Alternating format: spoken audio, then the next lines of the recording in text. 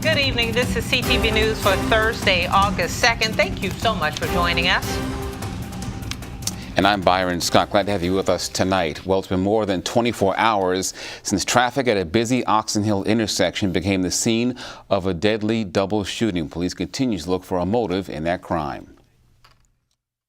Police say this liquor store is where it all started just after 1 o'clock in the afternoon.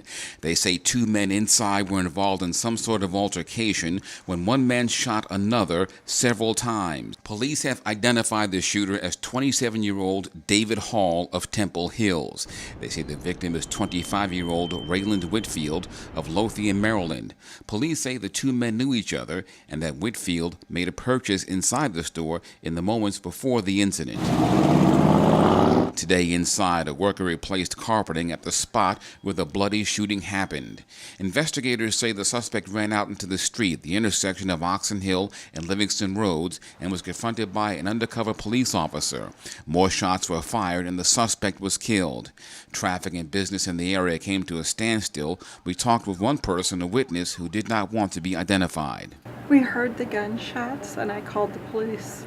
Whatever that was about, it wasn't anything that should have ended two people's lives. Police say the victim was neither an employee nor an owner of the liquor store. How it all started still remains under investigation. Meanwhile, a building in Upper Marlboro went up in flames early this morning, leaving 3 people without a place to stay. Our Deja Rawls is on the scene with the latest. It was around 1:30 this morning when officials say close to 100 firefighters were dispatched to Main Street for a fire they believe started at a restaurant and spread to the apartments above and the neighboring businesses. They say the cause of this fire is still under investigation. What we think are 4 businesses that were certainly on fire upon arrival. We brought in the 3 alarms of units and personnel to ensure that the fire was brought under control as quickly as possible. Life safety was prioritized. Property was conserved as best as possible. It took about 90 minutes to get it under control. We've determined, though, that the fire loss is approximately $250,000. No one was injured, and there was 3 living units, 3 living quarters above the businesses. All were evacuated. 1 was unoccupied. 2 had 3 adults in it, and they received assistance on scene. Now, officials say this area, Main Street, will remain closed until they have cleaned up the entire area and the investigation is complete. In Upper Marlboro, I'm Deja Rawls.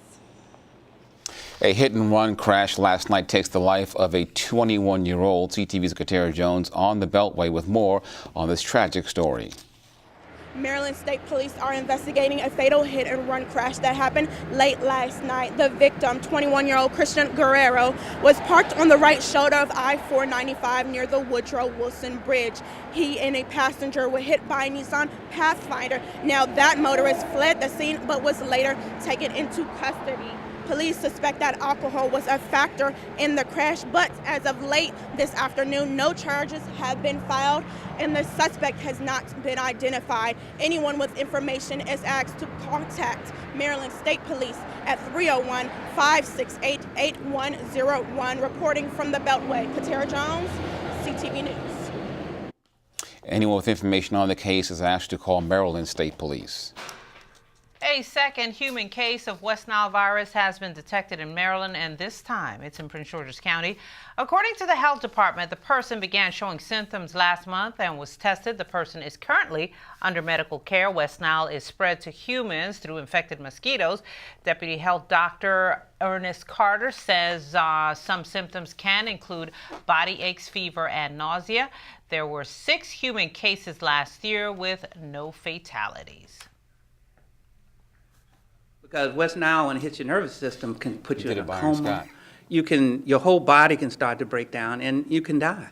So that's really serious, and you have to be hospitalized and supported and all that. So what we want to do is to start making people aware that, West Nile is around us. And just like any other virus, we want to be preventive. Again, the cases in humans last year, there were no fatalities in that, so that's definitely good news. All right. Well, Seat Pleasant Mayor Eugene Grant adding his name to the elected officials speaking out against 3D printable guns. Earlier this week, a federal judge ruled it is illegal to post blueprints for 3D guns online. A Texas-based gun organization was behind the effort to put the material online, but Grant, like many others, says it's a bad idea. Embrace, 3D technology and 3D printing.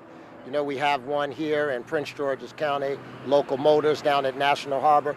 There are a lot of great things that can happen as a result of those innovations in our county. However, we still have to be cautious. There are individuals in this country that are producing guns that can be used in shootings, as you've heard, in schools, in theaters, in churches. And so we have to be very cautious as this new technology and innovation is coming into our communities. One of the things is there's no registration with them. You can't trace them. You don't know where they're coming from. And so somebody can produce a weapon inside of their basement and then use them to commit a crime. And then you have no way of tracing that gun or really finding out who committed the crime or connecting that weapon to a manufacturer or to an individual. And so those are concerns that we have to really look at, and there has to be some public policy that help regulate that.